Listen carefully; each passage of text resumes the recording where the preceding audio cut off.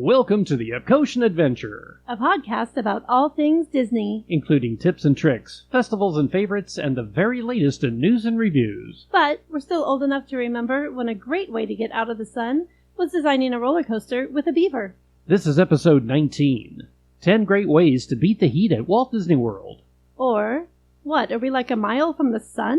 So now please remain seated, keeping your hands, arms, feet, and legs inside the podcast as we embark on our Epcotian adventure.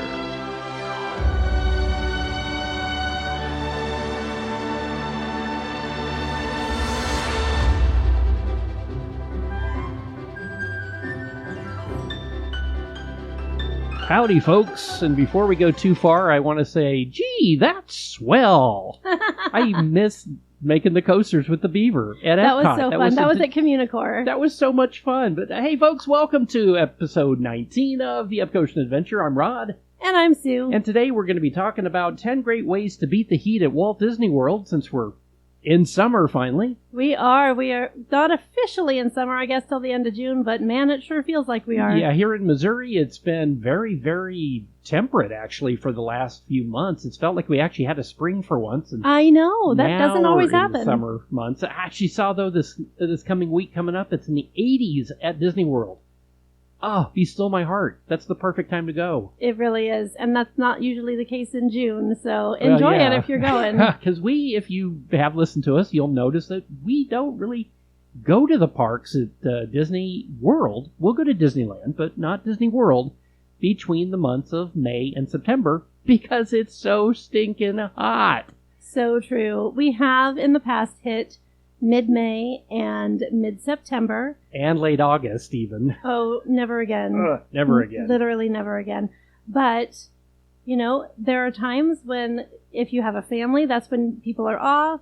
If you have PTO, it's a great time to use it. If there's a cheap airfare on Allegiant and you just can't pass it up, and you're like, hey, 95's not that bad. Wait, what did you find? Yeah, well, no, I'm not even going to tell you because Food and Wine Festival hasn't started yet. So all right. After Food and Wine starts, it's a little more tempting to look for those airfares. But fortunately, that goes all the way through November. So here we are in the heat of summer. How do we beat it? Let's talk about what you do in the heat of the moment. Heat of the moment. That was Asia's song. I'm really old. Okay. Wow. Yeah, wow. So we're going to talk about top 10 ways to beat that heat. So number 1 on our list, the time of the year that you go actually matters. Yeah, we actually just kind of previewed this and what we were just talking about. But yeah, we personally don't like to go in the heat of the summer because, we're getting up there. We're older Disney adults, not ancient, but as you've heard us talk about, all right, I'm in my 50s. I am not. You're getting there. You're getting there. But it really does matter when you go. I mean, yes, the crowds are low at the end of August, but the heat is high. And the crowds have been low this last week from what we've been hearing. But again, that heat is creeping up there. So here's the thing. If you have a choice, if you have your whole extended PTO ahead of you, you have no kids at home that you have to work through school hours, all of those things are open and you have the option, we recommend not choosing to go in those summer months. Now, that said, sometimes it's unavoidable and that's when you have the opportunity to go. So that's really what we're talking about for these other 9 tips. But that first tip is, if you have an option, choose another time of year. Right. I mean, that is an option to not go. That beats the heat. It does. It really does. Quite effectively. So number 2 is clothing. What you wear really does matter in the heat of the direct sunlight that comes into the parks there in Florida. So wearing a lighter color that is going to reflect the sun rather than a darker color that absorbs the heat.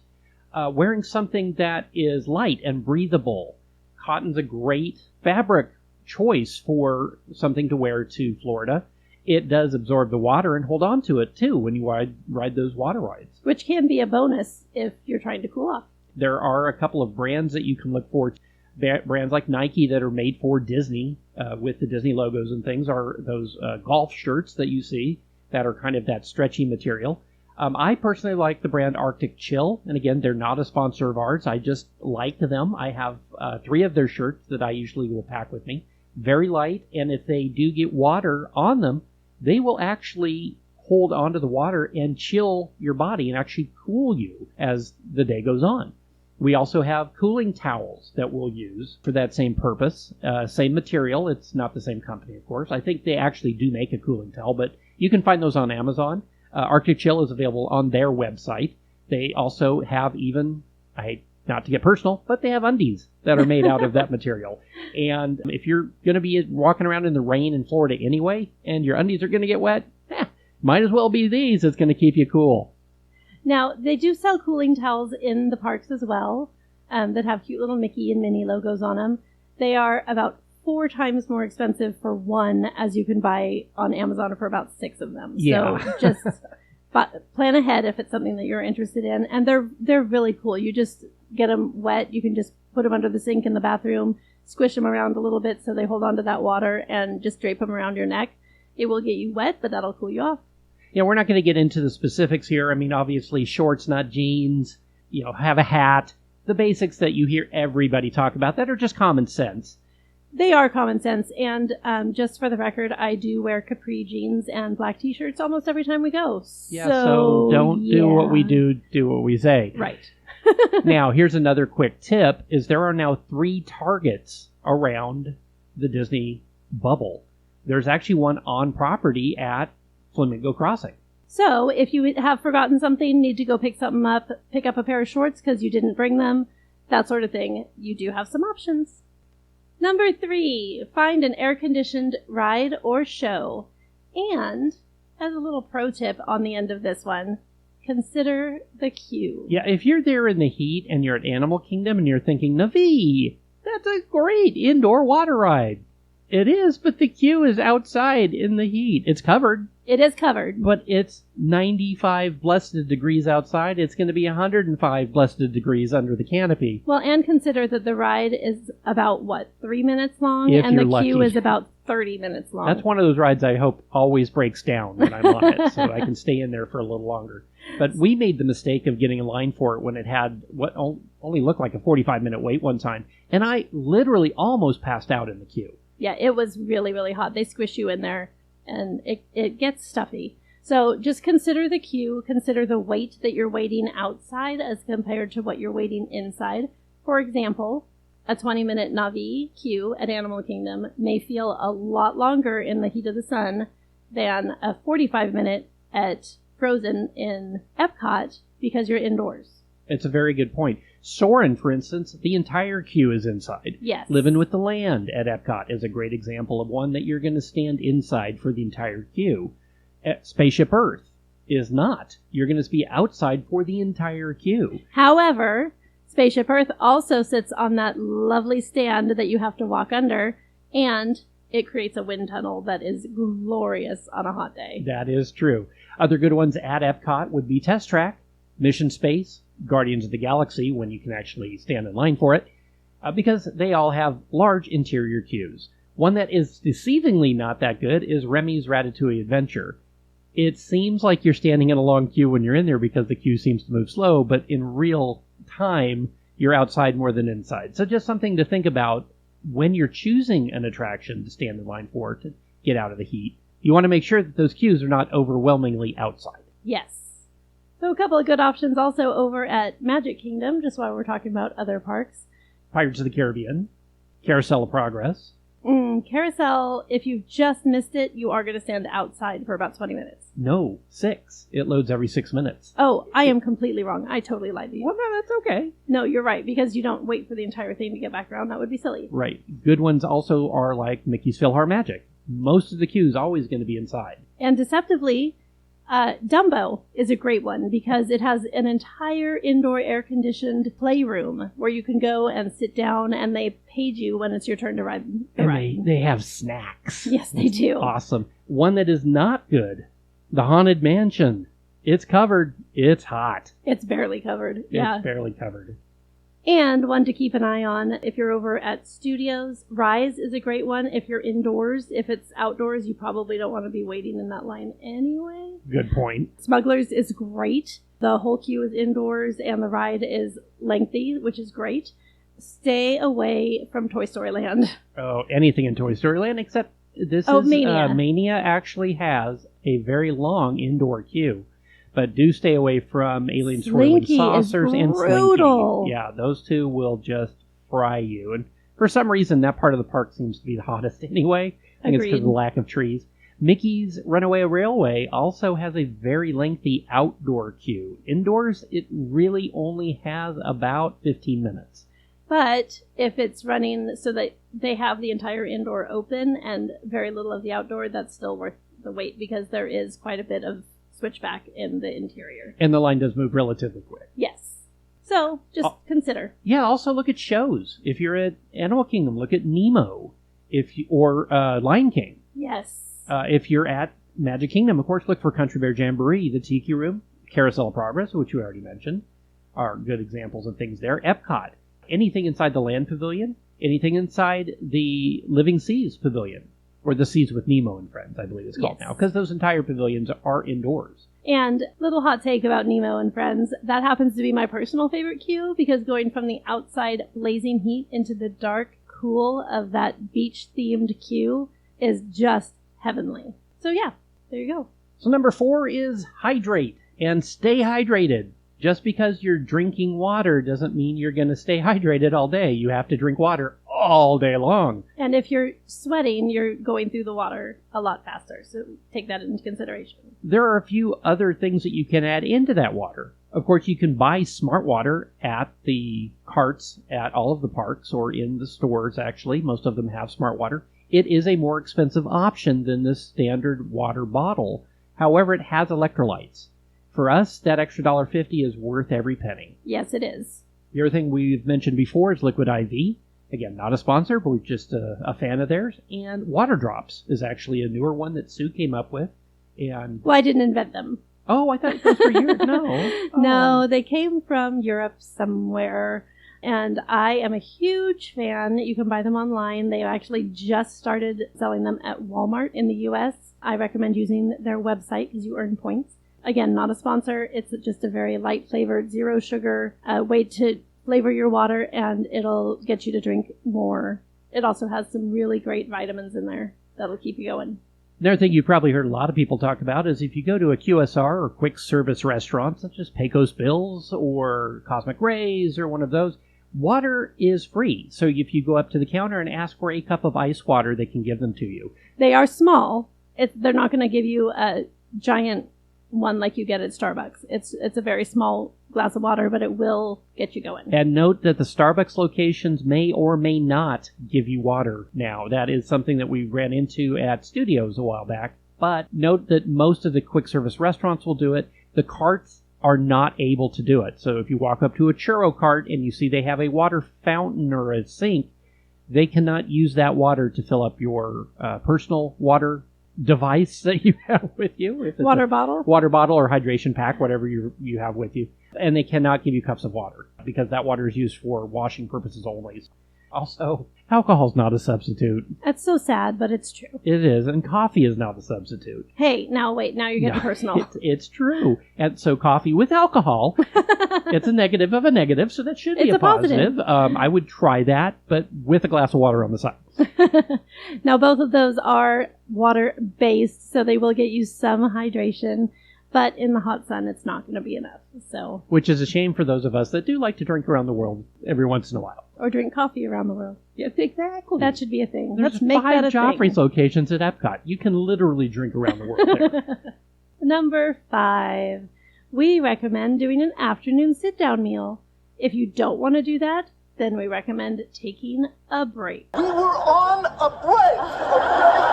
Yeah, anywhere between the hours of about 1 and 5 is a really good time to do it. If you want to plan a reservation at one of the restaurants at Epcot, which is what we do every time, we'll actually get a reservation at Le Cellier or inside the Mexico Pavilion. It's the San Angel. Or Coral Reef over at the Seas with Nemo and Friends. And if you didn't think to make a reservation, like Rod said, some of those lounges or quick service restaurants are a great substitute. The point is to get out of the heat into the AC during that hottest part of the day, and that's a great way to do it. Another option would be to leave the park for a little bit and hop on the monorail. You could do a monorail resort crawl. Early afternoon is a great time to even try at Trader Sam's over at the Poly. So if you're at the Magic Kingdom, hop off and get over and get in line for the Poly and try to get on the waiting list there. Agreed. You could even hop back to your hotel, do a little break in the pool. There's lots of options. Just take a break. That's our point. Yeah. Get out of the sun. Number 6, consider an after dark party. Sue and I have actually talked about doing this for Mickey's Not So Scary because in August, the crowds are lower, the prices therefore are lower, the heat is on, of course, but if we fly in, spend the day going to Trader Sam's and a few places doing a monorail crawl or something of that nature, and then go to the park after dark. We're going to be there for 4 hours with minimal expense and minimal expense. Yeah, that's funny. About the same expense as a one-day pass, but we're going to get on everything in that 4-hour window because Correct. It's very quiet. Now, again, Mickey's Not So Scary is going to be busier. Mickey's Christmas party, Very Merry Christmas Party, will also be busier. But there are now the after dark parties at the parks that have very low crowds. They're just starting up again this week at Epcot. They're happening now, so look in the app and find a time that works for you. If you do want to go during the summer, it's a great way to beat the heat. And like Rod said, those lines are going to be shorter during those parties, so you're going to still get on all your favorite rides. Along those same lines, you have the extended hours if you're staying at the deluxe resorts, and you're able to then stay later in the parks, sometimes as late as midnight or even 1 a.m. if Magic Kingdom's open late for the general public. Yeah, so if you did take an afternoon break and went back to your hotel and took a nap or jumped in the pool, that's a great way to extend your time in the park. Now, one big note on that is currently that's only for deluxe resorts. That does include, but here's a good little tip, it does include Swan and Dolphin resorts. And just a note, these aren't every day. There's not extended park hours every single day. So make sure, even if you are staying at a deluxe, make sure that the times that they have are lining up with your trip. Very good point. Number 7, consider doing a Park Hopper Plus ticket. Now, what this is going to do, it's not going to get you out of the sun, but it is going to cool you off in a way that's going to allow you to add a water park. Yeah, if you're there for just a few days, a 3-day Park Hopper Plus actually gives you a couple days at the parks with some park hopping, but it also gives you a day at the water parks. Or the day at the water park and the night at the park, like we just talked about. Or take your break At by the jumping water over park. to Typhoon Lagoon or Blizzard Beach, whichever one happens to be open. It's a great way to do that. And there's bus service to both of those. Bus service is available to those water parks from all of the Disney resorts. And we didn't say this, but you might even consider jumping in your car and going to Volcano Bay for a day. Blasphemy. Actually, I know. Volcano Bay is a very, very good option if you have a rental car or even an Uber. Although some Ubers don't like it when you show up wet. But Well, yeah, that's true. you know. And the Park Hopper Plus ticket will not get you into Volcano Bay because that is over at Universal That Studios. is part of Universal Studios. Yeah. So, yeah, just a note there. Number 8, water rides at the parks. I mean, this is kind of a no-brainer, but if you're going to be in the parks anyway, hop on a water ride during the afternoon. Now, again, if you have Genie Plus, you can get those lightning lanes and not have to stand outside because almost all of the water rides are outside queues. Not exactly, Not all of because them. Pirates Well, that's true. Pirates and Frozen are both indoors, but Collie is outside. yes. And that one's just kind of a icky ride anyway. Yeah, Collie River yeah, that Rapids one. at Animal Kingdom is not our favorite. I don't like my undies and my socks squishy. Yeah, you're not, because most of the boat rides, you're going to get cooled off. You're going to maybe get splashed. Collie, you're going to get soaked. And you know what? You're right, Sue. What I just said is completely wrong. The two main water rides that we're even thinking of are Pirates and Frozen, and they're both interior queues. So, there you go. Ta-da! Yay! Oh, and weird. There's not one water ride at Disney's Hollywood Studios. Yeah, you said that the other day when we were going over this, and that actually blew my mind. I had to go through all of the rides in my head. Close your mouth, Michael. We are not a codfish. Yeah, exactly. I was just blown away. Having a boat ride at a park is so classically Disney. Yeah, a boat ride, dark ride. Yeah. I mean, Small World, Pirates, yeah. Frozen, Living with the Land. Oh my gosh, yeah. Not Hollywood one Studios. at Hollywood Studios. Disney, are you Weird. listening? You need a water ride. Yeah, we don't even care what it is. Canada. Oh, we're getting ahead of ourselves because we're actually going to do a Disney Are You Listening attractions version. Yeah. And we'll talk about Canada. I have some brilliant plans. Right? I've got some thoughts. That was very un-Canadian of That you. was very nice. Very nice. Number 9. Now, again, this is kind of a duh moment, but find a shady spot. Yeah, we talked about those queues that are outdoors but covered or hot, but you know what? Sitting down in a shady spot. Yes. Just getting out of the sun, get into the AC. Some great ideas for this. Go into one of the shops. Oh, especially Mitsukoshi. one of the biggest. Yes, Mitsukoshi is one of our favorite places to get out of the heat. Creations. Creations is a great option as well.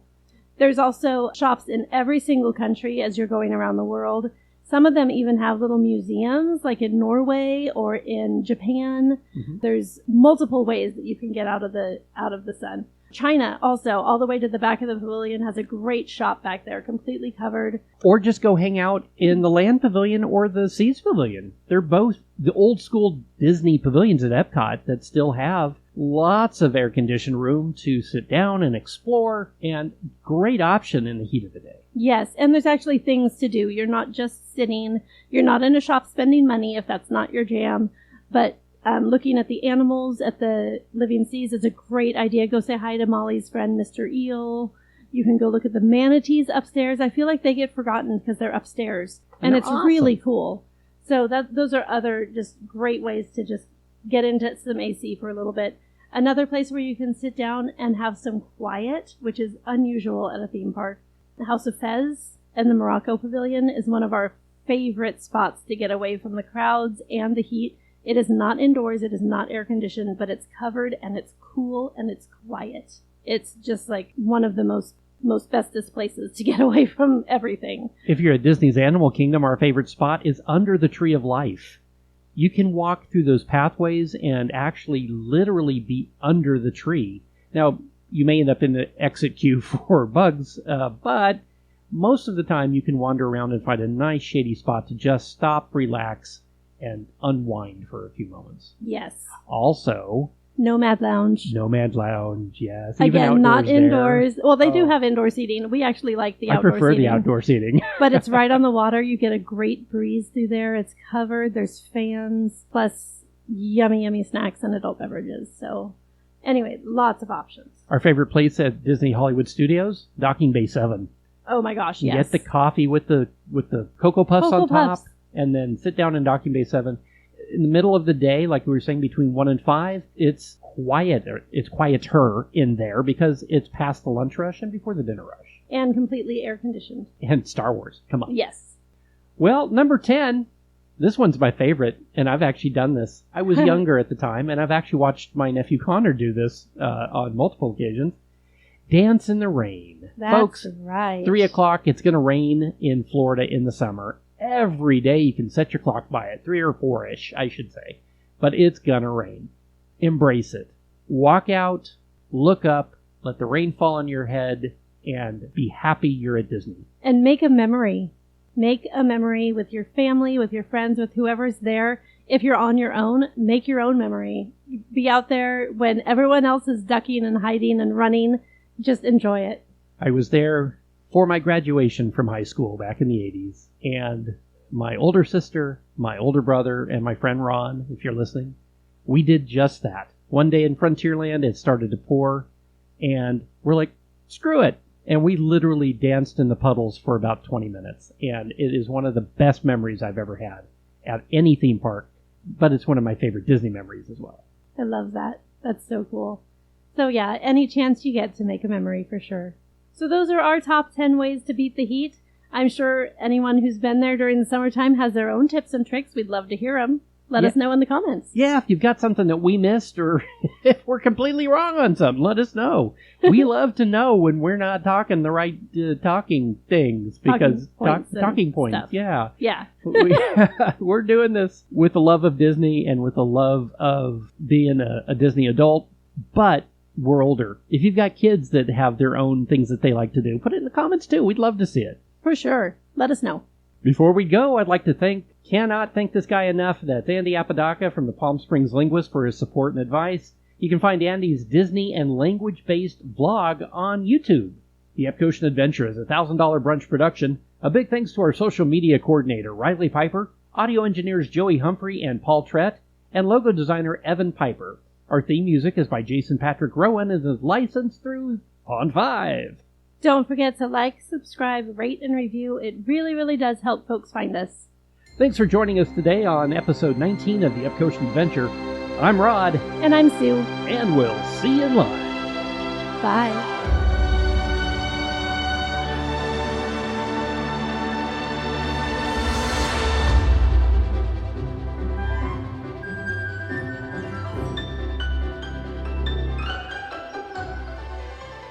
Break. Breakity break, break, break.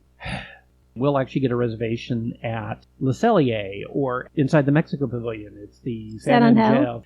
Hang it. The fishy place. Why am I so old? Oh my gosh. The fishy place with the aquarium, and you eat the fish while you watch the fish, didn't you? Oh my gosh, are we serious right now? Yes, folks, we're the experts. Please listen to us. I'm looking it up on my app right now. Hey Siri, what's the name of the restaurant inside the Living Seas Pavilion at Epcot? Whataburger. Whataburger. Yeah. Thanks, Siri. Thanks, Siri. Proving again completely useless. Oh my gosh.